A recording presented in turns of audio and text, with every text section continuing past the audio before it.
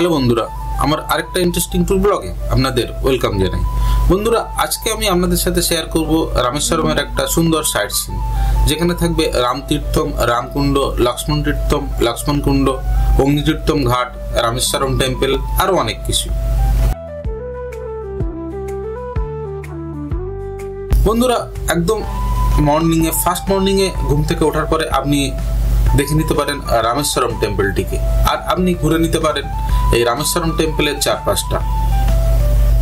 আর যেহেতু এই রামেশ্বরম টেম্পলের আশেপাশে সবাই সাধারণত স্টে করে, কাজেই এখানে প্রথম মর্নিংয়ে এই রামেশ্বরম টেম্পলটাকে যদি একবার ঘুরে নেওয়া যায়, আর এই চারপাশটা অর্থাৎ এই রামেশ্বরম টেম্পলের 4টে গেট যদি আপনি কভার আপ করতে পারেন, এক অসাধারণ অভিজ্ঞতা কিন্তু আপনি নিতে পারবেন।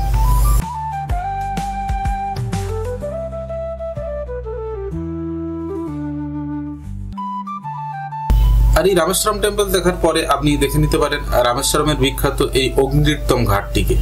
আর এই অগ্নিতীর্থম ঘাটই হলো রামেশ্বরমের সমুদ্রের ঘাট।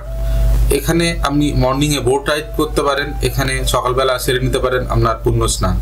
আর এই রামেশ্বরম টেম্পল আর এই অগ্নিতীর্থম ঘাটের উপরে আমার এক সেপারেট কিন্তু ভিডিও আছে, যেটা আমার চ্যানেলে অলরেডি আপলোড করা আছে। আপনারা এর ব্যাপারে ডিটেলস জানতে চাইলে সেটা দেখে নিতে পারেন।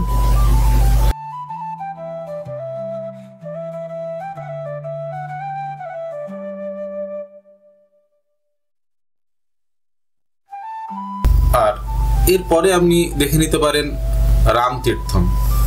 এই রামতীর্থম হলো একটা টেম্পল প্রেমিসেস। এখানে রামের মন্দির এবং রামের জীবনের অনেক কিছু কাহিনী এখানে কিন্তু আপনি জানতে পারবেন। আর একটা রামকুণ্ড নামে একটা সুন্দর সরোবর এখানে দেখতে পারেন, যেখানে কিনা রাম যখন এই রামেশ্বরম এসেছিলেন তখন রাম এই রামকুণ্ডতেই স্নান সেরেছিলেন। তার থেকেই এটা বিখ্যাত হয়ে উঠেছে রামকুণ্ড নামে। আর এখানে শোনা যায় অনেক ফ্লোটিং স্টোনরা যদি ধনুষ্কড়িতে জেলেরা পায়, তাহলে এই রামকুণ্ড এই জায়গাতে বা রামতীর্থম এখানেই তারা এনে রাখে। যদিও আমি সেগুলো দেখতে পাইনি, আমি ফ্লোটিং স্টোন দেখেছিলাম এখানে পঞ্চমুখী হনুমান মন্দিরে। সেখানে ভিডিওগ্রাফি অ্যালাউ নয় বলে আমি দেখাতে পারলাম না। আপনারা পঞ্চমুখী হনুমান মন্দিরে গেলে ফ্লোটিং স্টোনগুলো দেখতে পারবেন।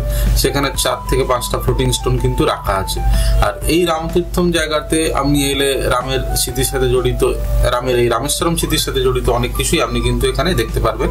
আর দেখে নিতে পারবেন এই রামকুণ্ড নামে সুন্দর একটা সরোবরটিকে, যেখানে রাম তার স্নান সেরেছিলেন যখন রাম এই রামেশ্বরমে এসেছিলেন। এই স্থানটি কিন্তু অবশ্যই আপনি ঘুরে দেখুন, খুব ভালো লাগবে।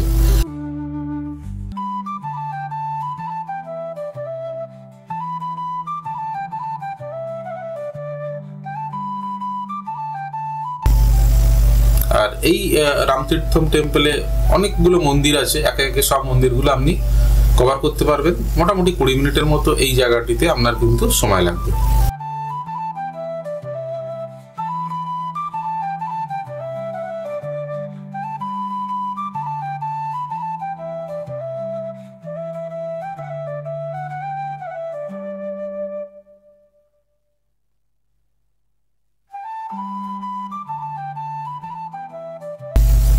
রামতীর্থম টেম্পলটি দেখার পরে আপনি চলে আসুন লক্ষ্মণ তীর্থম টেম্পল। এর মাঝে অবশ্যই আপনি পঞ্চমুখী হনুমান মন্দিরটি দর্শন করবেন, কারণ এটি রামতীর্থম আর লক্ষ্মণ তীর্থমের মাঝেই পড়বে। আর লক্ষ্মণ তীর্থম এখানে লক্ষ্মণ ভগবান শিবের পূজা করেছিলেন, কাজেই মানে লক্ষ্মণ তীর্থমটিও রামেশ্বরম টেম্পলের অনুকরণে একটা মন্দির। এখানের যে কারুকার্য মন্দিরের অনেকটাই রামেশ্বরম টেম্পল বা রামনাথ স্বামী টেম্পলের মতোই দেখতে, এবং এই জায়গাটি কিন্তু খুবই সুন্দর।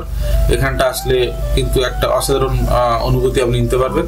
আর এইখানে এই লক্ষ্মণ তীর্থম টেম্পলের সাথেই আছে কিন্তু লক্ষ্মণ কুণ্ড, এবং শোনা যায় লক্ষ্মণ এই কুণ্ডতেই স্নান করেছিলেন। যেমন রাম স্নান করেছিলেন রামকুণ্ডে, রামকুণ্ড বিখ্যাত, আর লক্ষ্মণ স্নান করেছিলেন এই লক্ষ্মণ কুণ্ডে যখন রামেশ্বরমে এসেছিলেন। তো সেই জন্য এখানে এই রামেশ্বরম সরোবর একটা কুণ্ড, যেটা সুন্দর জলের সরোবর, এটা কিন্তু একটা সুন্দর দেখতে লাগবে। এখানটা অবশ্যই আপনি আসুন, এই জায়গাটা কিন্তু ভালো লাগবে, যেহেতু মন্দির এবং তার সাথে কুণ্ড এবং সুন্দর সরোবর। কাজে এই জায়গাটা কিন্তু ঘুরে দেখলে একটা অসাধারণ সুন্দর অনুভূতি বা অভিজ্ঞতা আপনি নিতে পারবেন।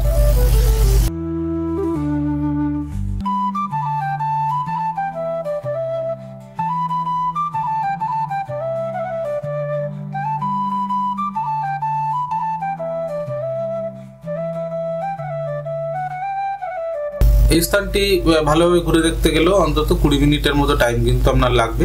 অ্যাকর্ডিংলি সেভাবে আপনি সময় নিয়ে আসতে পারেন এবং স্থানটি ভালো করে কভার আপ করতে পারেন। মন্দিরে পূজাও দিতে পারেন, এখানে মন্দিরে পুরোহিত আছে। আর এটা দেখার পরে আপনি দেখে নিতে পারেন former president of India APJ Abdul Kalam তার বাড়িটি, এবং এখানে এপিজে আব্দুল কালামের স্মৃতির সাথে জড়িত এবং তার অনেক অ্যাওয়ার্ড, তার জীবনের অনেক কাহিনী কিন্তু এই বাড়ির মধ্যে আছে। এর মধ্যে ফটোগ্রাফি অ্যালাউড নয়, তবে আপনি এখানে গিয়ে দেখে নিতে পারেন এপিজে আব্দুল কালামের স্মৃতির সাথে জড়িত সব জিনিসগুলি। আর তার সাথে আরেকটা আছে এপিজে আব্দুল কালাম মেমোরিয়াল। এখানে তো আব্দুল কালামের জীবনের সাথে জড়িত সমস্ত কিছুই গভর্নমেন্ট অফ ইন্ডিয়ার তরফ থেকে রাখা আছে। আর এইটা দেখার পরে আপনি চলে যেতে পারেন মাদুরাইতে।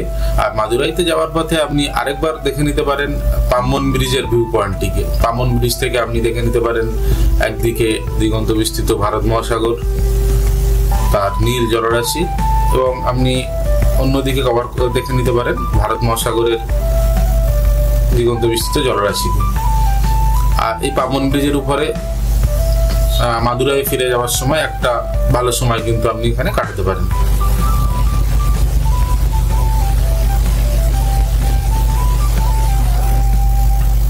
আমরাও শেষবারের মতো কভার করে নিয়েছিলাম এই পাম্বন ব্রিজের ভিউ পয়েন্টটিকে।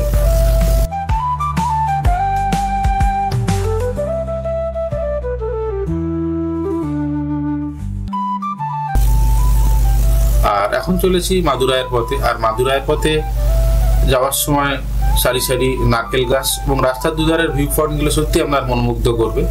আর এরপরে আমরা আজকে চলে যাব মাদুরাই। দেখা হবে আমার নেক্সট ভিডিও মাদুরাইতে। আজকের মতো সকলকে ধন্যবাদ।